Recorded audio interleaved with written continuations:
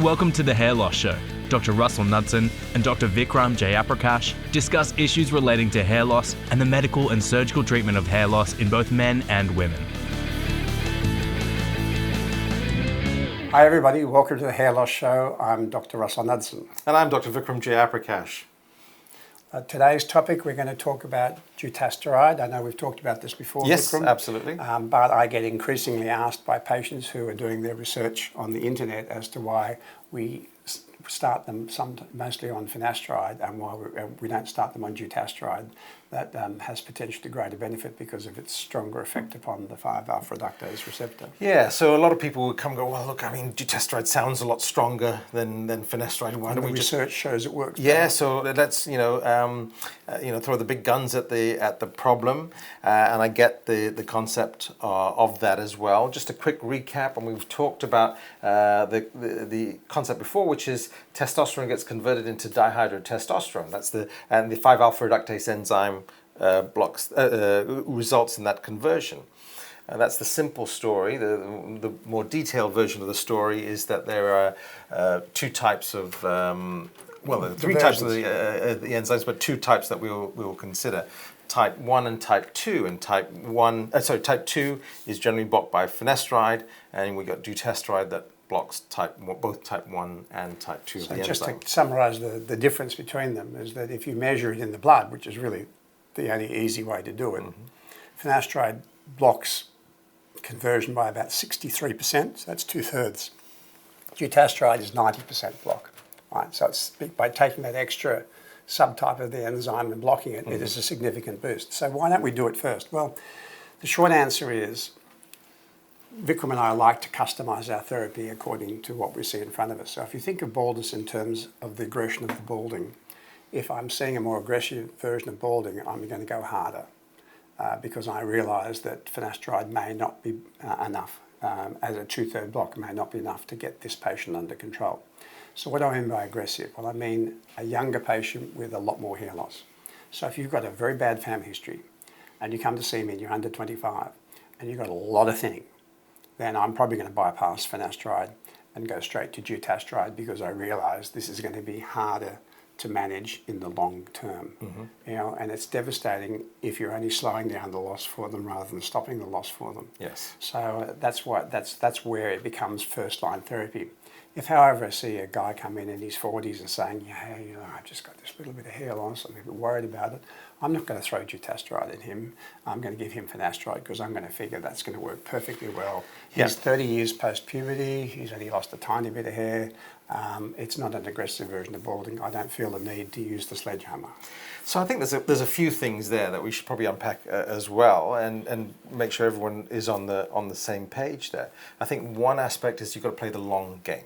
Right, so this is not a question of take a course of a 1 week or 2 week course of this medication and then everything's It's not like high dose antibiotics. Exactly. Correct, right. So that's the first thing. So you're looking at potentially taking it for 10, 20, 30 years, unless the landscape of medical therapy changes, which it very well do.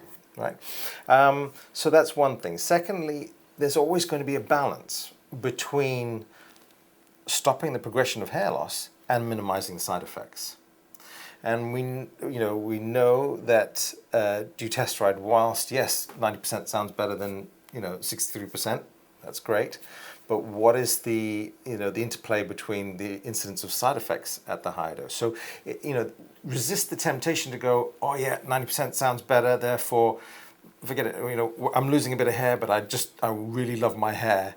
Let's throw the sledgehammer at the problem, because we're always trying to not hold anything back, but we're just trying to make sure that you're in it for the long game, you stabilizing things and giving you the best chance of minimizing side effects. Well, see, the thing is that once patients get side effects, it becomes problematic because then they're scared to treat with that product at all. Yes. And so avoiding that unfortunate consequence is pretty high on our list of goals of therapy. So I kind of say I like to use the lowest dose of the weakest drug for the longest time. Yes. If it works. Yes. Because I think that is the safest thing. And if you've got fear of finasteride side effects, jumping into dutasteride isn't necessarily going to make you feel any better when I tell you it's a stronger drug. Yeah. So, you've got to keep that in mind as well for the patients that are very, very fearful of doing it. But that said, if we're talking about topically, and the research that's being done now into topical dutasteride, whether it's done by application or done by injection, shows superior results without increasing side effects, then that would change the metric. Yes, because again, if you're applying it and it's localized in its effect, it's therefore less likely to give you the systemic side effects that people are worried about, and generally that is sexual side effects, the thing that rates number one on people. Concerns number of people. Yeah. And just remember again, you've got to treat the area of thinning, not the area of balding. The balding area is not going to respond to anything like this. So you've got to treat just the areas of thinning. If you're going to do anything, topically, treat the area that's got some degree of thinning, and the less thinning you have, the better the response. Right. So yeah, we use dutasteride in our practice increasingly now. Yes, and I think that, the key word being increasing, because if you look at over the last 10 years, we've been using it more as a mainline therapy. I often sort of, because I only use intermittent finasteride anyway, I often say, well, if you're going to use 3 finasteride a week, we'll just throw 1 dutasteride in because you're not quite stable. The problem with not quite stable is the patients always think they're not quite stable. Right. Right, and I'm not always convinced, but they kind of feel, oh, look, I couldn't see this freckle a year ago, and I can see it now. And so I tend to believe them, even if I'm struggling to find it myself. I often measure the heart, I take photography, and these things are not very precise. They are relatively precise, but not incredibly precise. I tend to go along with it. So if I'm going to go along with that without being overly convinced, I'll add a bit of dutasteride in rather than stop the finasteride and swap it. Yes. I have to be convinced myself before I'm going to completely swap out. So again, it's making sure that the type of therapy that you've got is customized for you, specific for you and your needs. It's not a cookie cutter approach for everyone. And I also don't like kitchen sink therapy, which we talked about before. Yes. So the patients ask me about 3 different things on top of the 2 things I've mentioned. I'm saying, well, that's going to be 5 things you're doing, and then you're going to ask me what's working, what isn't working, and I'm not going to be able to answer that. So if we're going to do 2 things, let's give 2 things a chance to work. Nobody gets any significant regrowth really under 6 months, whatever we do.